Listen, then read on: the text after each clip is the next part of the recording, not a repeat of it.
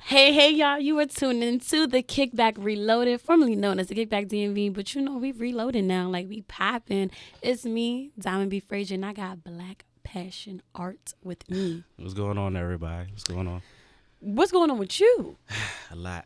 Where do we start? Okay, so in 2020, Kanye think he about to be the president, you feel me? But you gonna be running for DC City Council. Yeah. First, I actually hope you do get president. That way I can get some Yeezys for free. Second, I say that Trump set the tone. He has not too much political background, and he showed you that anything's possible. He became president, so who's to say Kanye can't do it? Well, before you actually get this position, let's see if you actually know anything about this position. Just the basics. Okay. All right, so the first question, how many members make up the city council? 13. And 6 only, I think 6 are not from D.C. So, yeah, we're not born in D.C. Actually 6 were not born or raised in D.C., but however, they came in the, 70s and 60s, but they're not from D.C. That's a fact. That's a crazy. fact. I actually read about that. So, and that was kind of like the after you read the 13. Oh, yeah, so, I know. you know. So, I know. okay. All right. So, what's the role of the city council? So it depends on which ward you in, but the role is to, for the overall, just try to improve that ward, create legislation that can benefit your ward. And if you're on any committees, they have committees. So like next month, I'll get sworn in to be on the mayor's committee of reentry, return to citizen affairs. Mm-hmm. So my job will be to help, it doesn't matter which ward you in, all return to citizens or any ex-offenders, anybody. So for the most part, is to improve your ward. Okay. You do know a little something. All right. True or false? This easy. You know what you're doing. Yeah, I went to DC Public, though, so, kind of. Well, they say it's shaky. light work. I ain't from DC, so I had to right. actually look this up. All right. So a city council member does not have power individually, but collectively with the entire city council. I'm going to go with false on that. Is that your final answer? Yes, I'm going to go with false. Power to do what? In their ward or overall? Overall. Oh, yeah, then they probably all need to get together because they got to vote. Yeah. See, that was light work. I mean, you just had to process it, but yeah, that's true. All right, and the last one. This is an opinion. Oh, all right. So you feel, a little lax now. So what are the biggest issues in D.C. at this time? Personal opinion. What the biggest issue in D.C. Right now would be affordable housing. It would be affordable. I would go affordable housing. And I would go employment as well, but mostly affordable housing. So what is it about affordable housing? Like the lack thereof? Is it like a lot of gentrification going on? It's a lot of gentrification going on. It's the lack thereof. It's the lack of knowledge. It's the lack of resources that is being shown without you having to go seek it.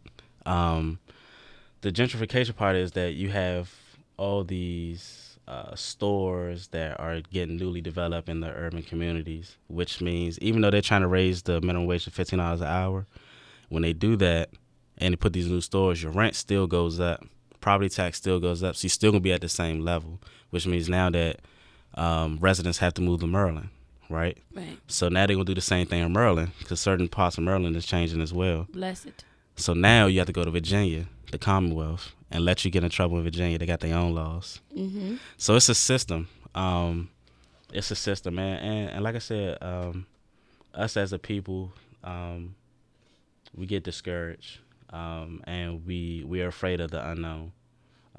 Like if you look at Southeast, certain parts of Southeast, not Capitol Hill, but like the other. Berry Farms.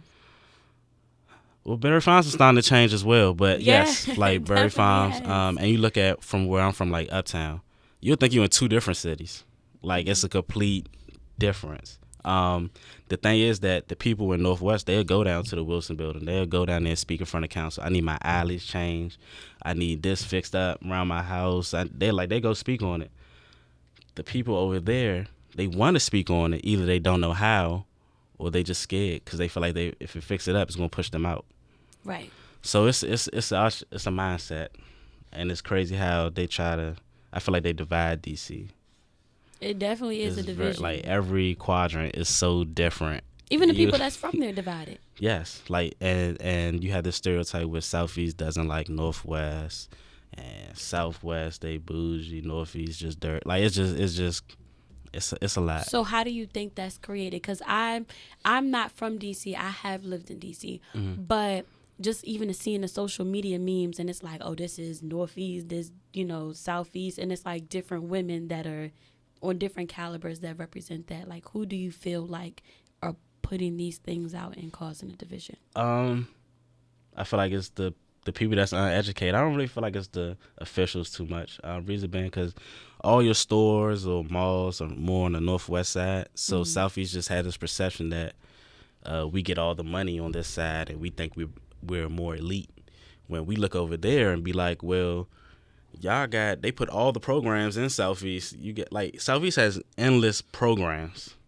And we be like, well, we need stuff on this side of town too. So I think it's just us not being educated. We start to stereotypes ourselves. I don't really believe that's the officials too much on that note.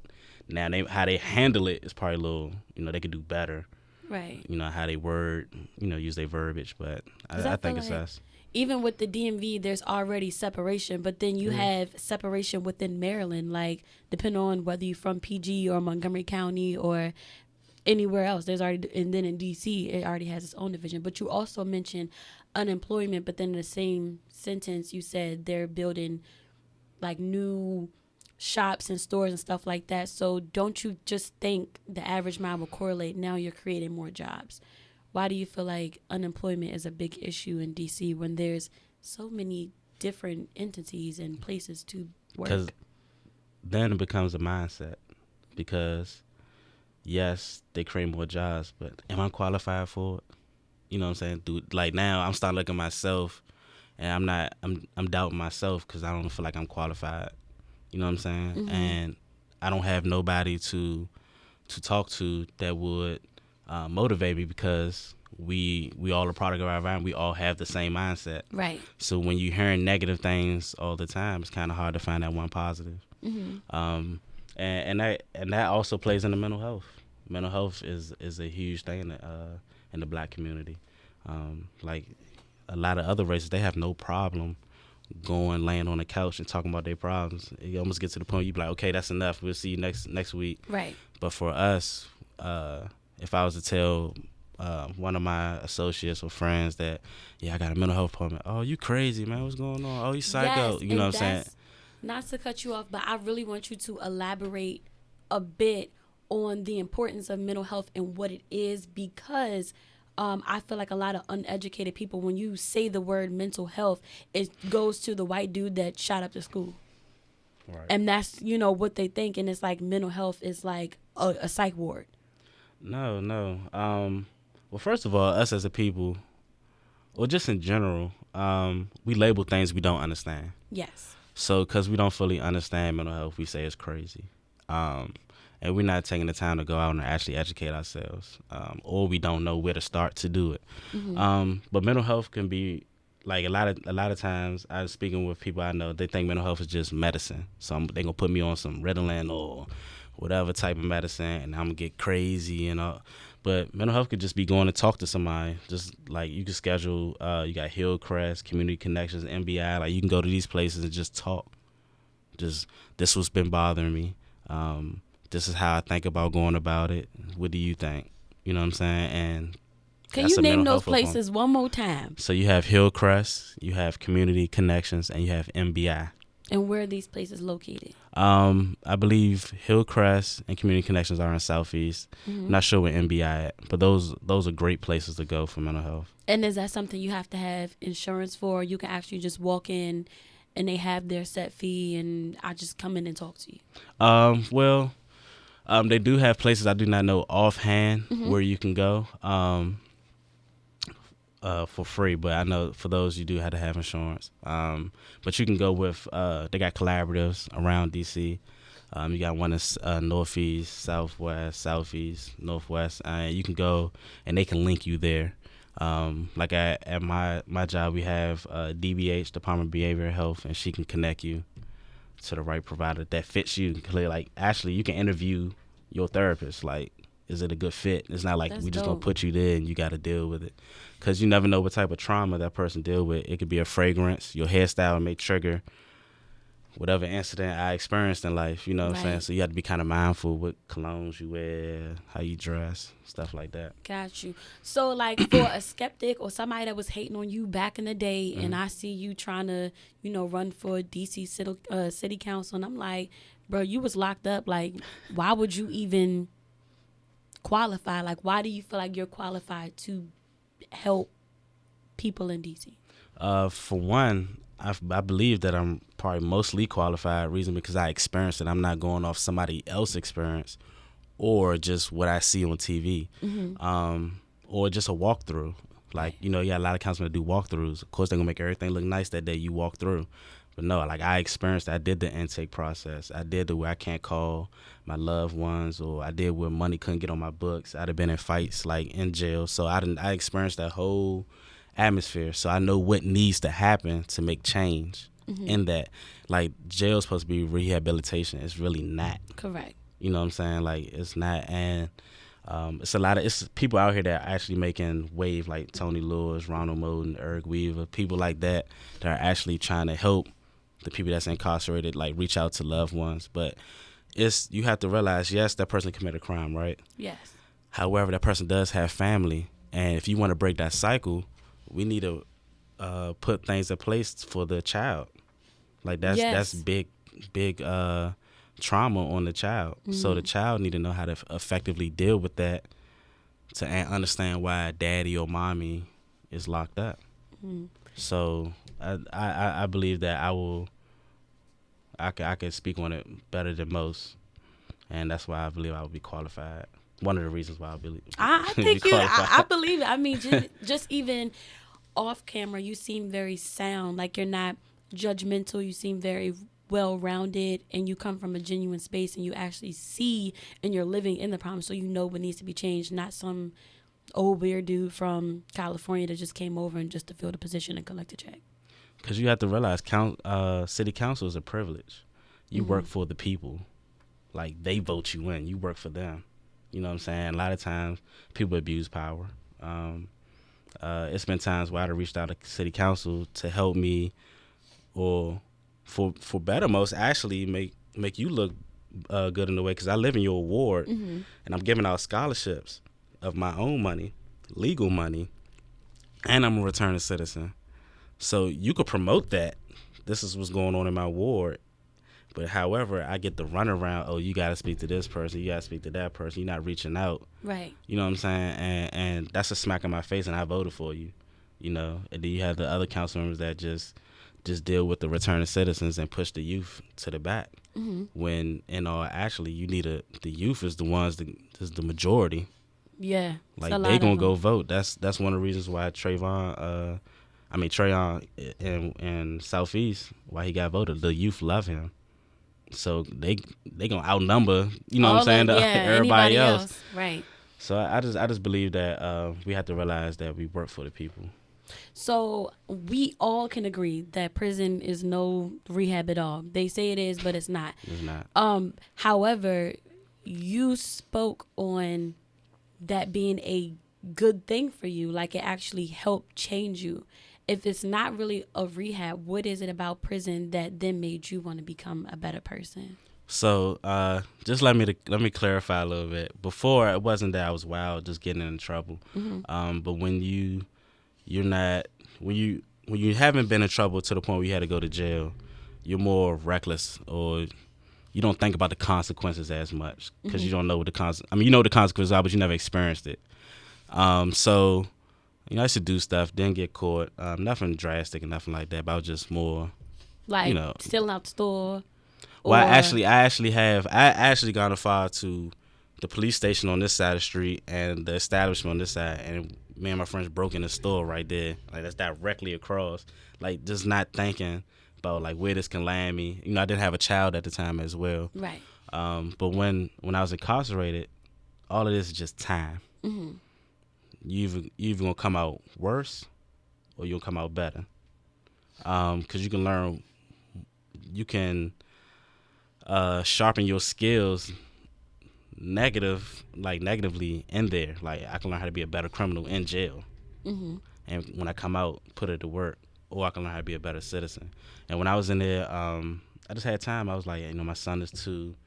Like this could have. I was looking at 10 years. So you talking about when I come home, my son 12, 13. Like what can I really tell him? Right. Like he was gone. He probably having somebody else he calling daddy. Like I can't get mad at that because no one told me to go do what I did to get put in jail. So I just took time, and I came up like this is my first felony. My background was in retail, so I was like, yeah, that's done as far as retail. Right. It's a theft charge. So I was like, I need to come home, start a business. And what happened was that people in there like to send cards and pictures to their family. So somebody just saw me drawing, was like, hey, I give you 2 soups for that picture. And soups are oodles and noodles packs, just for people that don't know. So I was like, all right, you know what I'm saying? So it was times I'm like, hey, grandma, dad, you ain't got to put no money on my books. I'm good. I'm drawing pictures in here, sending it out. So I was like, man, I can go home and make some money from this.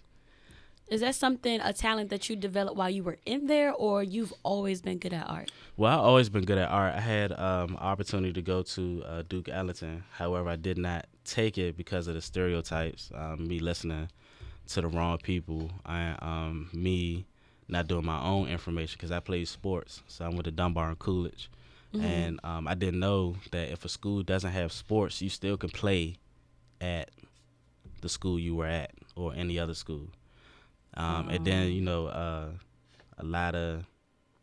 it was a lot of stereotype that Duke Ellington had a lot of homosexuals. And I was like, man, I'm not going there. I had nothing wrong. I had family members that were homosexuals, but I just want to go put myself in that environment. Why? Just listen to people like, man, what if they try to talk to you? I'm like, nah, like, not realizing, well, you gotta say something back in order to take it somewhere else. So, and not thinking like, yeah, they got a lot of homosexuals, but they have a lot of women. Like they forgot that part. I'd have probably went if they didn't mention that part. But I was like, nah, I ain't trying to do that.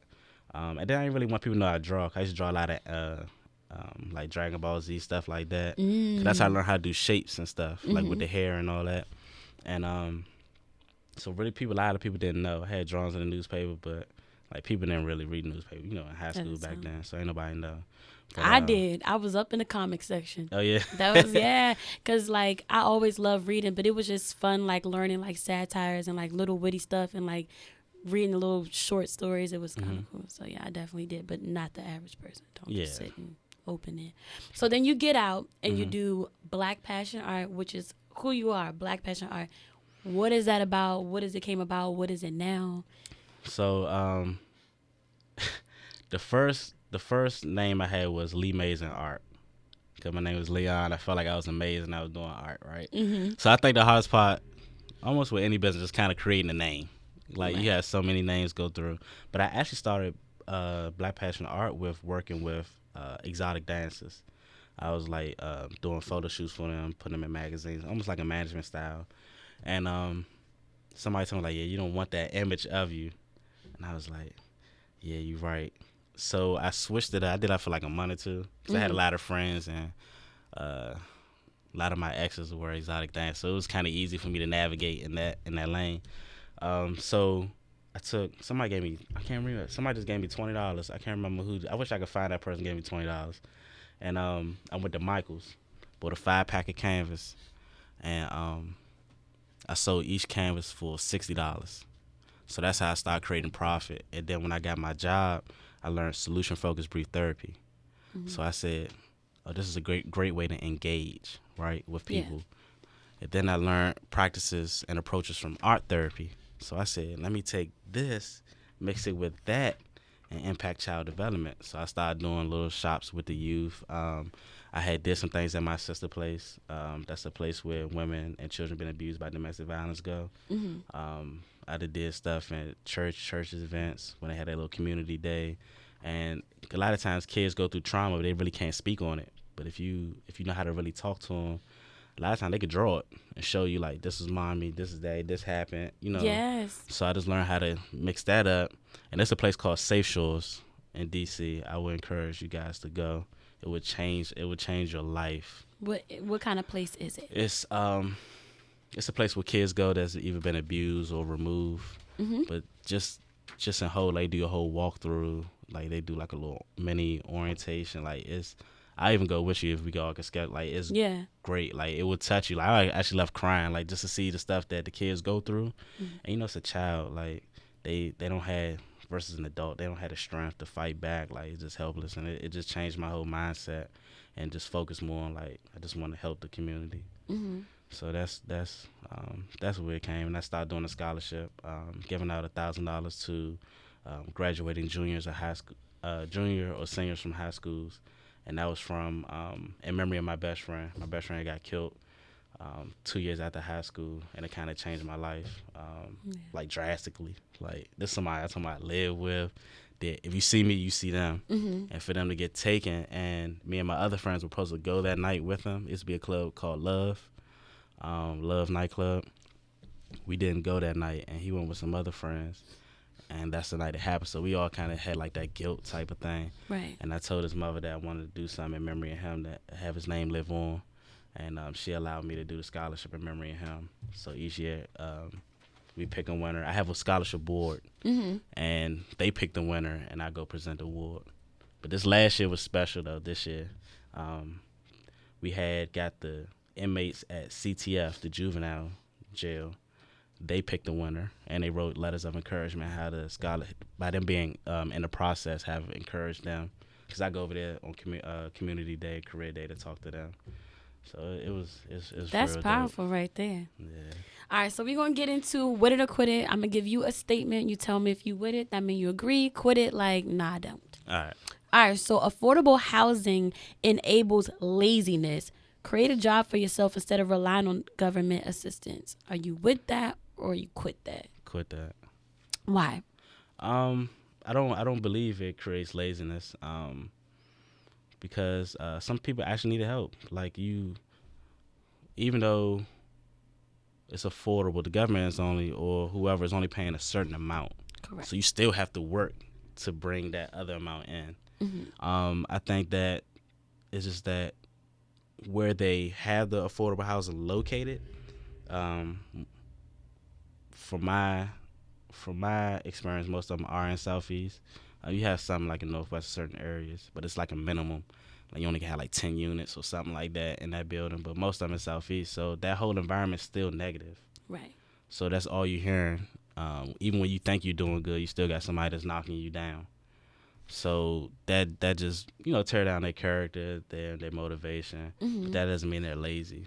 Yeah, I definitely agree with you on that, and I never speak on my opinion. But some people would argue that affordable housing creates like this comfort and that you don't go to achieve more because all you have to do is work at this level to be able to afford this position. So in that turn, that's why I think some people think of it as being lazy. Well, and I definitely understand that, but you could throw out many other things that I can give you the same good, good cop, bad cop. Right.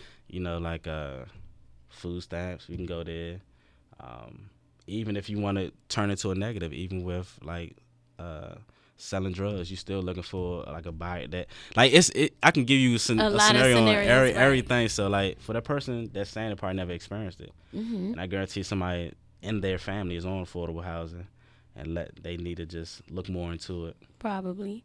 All right, so public school is a waste of time, but parents send their children to get a break and or have a free sitter. You with that or you quit that? Maybe you agree partially, maybe not in its entirety, or it's like, nah, I ain't with none of that. I don't agree. I don't believe it's a waste of time. I believe that public school is great. I think that they underpay the teachers. That's why they get the results they get. That, to me, should be one of the highest paid jobs, a teacher. They spend most of the time with the youth, right? And they have the biggest impact. The teachers spend more time almost than the parents. Correct. 8 hours a day. So I don't believe it's a waste of time. I believe they can add things like job readiness. I believe that could be added to the schools starting, like I'll say, middle school. Mm-hmm. It don't have to be as in depth. It could be like, you got pre-algebra, algebra, pre-cal, cal. It could be like that, pre-readiness, readiness, like that. Because we expect these kids to get out of high school and supposed to know how to effectively work or function at a job. Right. They weren't taught that in school. So now the employer's mad when the employers have employees that need life skills training. They're adults. So if you to handle that situation when they're younger, then they'll be in a better more position. effective when they get older. Agreed. So this next one, there are not enough black educators in the school system. The few that we have are afraid to stray away from curriculum and teach these kids what they need to know. Wow. You about to get me in trouble. I'm not going to say we don't have enough black educators because it really don't matter what the race is, to be honest.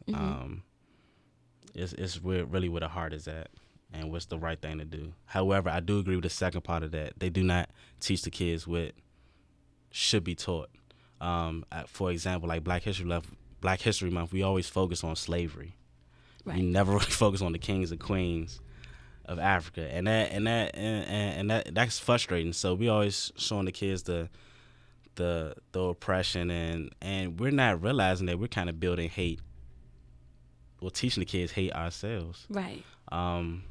So would paying a teacher more really be helpful if you still I think it's a have start. the same curriculum? So you think if they got paid more, they would possibly go out of their way to ensure certain things in the curriculum, or then speak up that this is what I feel like needs to be done? Or you feel like they do the bare minimum because of the lack of pay? I think it would be 80-20.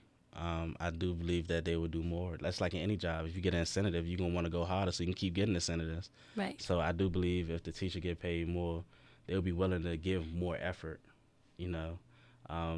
But it all starts with the teacher. I believe that we should get more teachers from the area in those schools, not looking out from California, bringing them into D.C. And if you want to do that, then let educators from D.C., let them go to a training so they can understand the culture of D.C., understand the mindset of D.C. Like, each city has their own mindset. Each city, like, you could probably put a teacher from D.C. in Chicago. They probably can relate. But you not going to put no D.C. from here out Orange County and expect the teacher. They're going to be like, hold on, it's going to be like a culture shock. You know what I'm saying? So I think that it's cool that you got teachers coming from there. That's cool. But just have them go through some type of training. And I believe that they should have one person that deals with returning citizens or anything like that, to also, like, this is probably why the kid acts out. This is how you can handle those situations effectively. I believe that should be an extensive training. Those some things I definitely want to put in place when elected. But you do think they scared? On your own, you should be able to teach whatever on the side. I feel like. It's a level of fear there, because that's your job, that's your source of income. Right. But when is enough enough? If you know that this child is not getting the best, or this is not improving the child, then you should be able to speak up. But a lot of people don't. They have to deal with themselves first before they can do that. They have to really look at themselves. Well, you definitely have my word that 2020, if you follow what you say, I will vote for you. And this will be the first time I've ever voted in my entire life. Well, you have to move to D.C. and you have to live in that ward. Well, I know somebody. So if it's not my specific vote, then my aunt who lived on Alabama Avenue, I'm going to tell her, you need to do that for me. Okay, I definitely appreciate that. You have any events or anything coming up that you want to promote, you want to talk about, you want to tell people where they can find you, follow you, and what it is that you're doing and how they can contribute? All right, definitely. I do have next month on the 17th September at the Convention Center, I do get sworn in under Mario Bowser, Committee of Reentry, Return to Citizen Affairs. That's a big event for me. That's a big step for me going in the right way. Also, September 24th, I get ordained as a minister. Wow. And I'm also starting a radio show called Candid Conversations with Shelly and Leon. That starts next Friday on the 24th at Bliss FM on Fridays from 6 to 7. And I definitely would love to have you guys come down. You can talk about, what you guys doing as well. Of course. and I was just straight talk, straightforward. And where can they No follow you? sugarcoating. And you can follow me at Black Passion Art. That's on all Twitter, Facebook. Everything's Black Passion Art. All right, well, look, that was Black Passion Art. I'm Diamond B. Frazier. You were tuned into the Kickback Reloaded.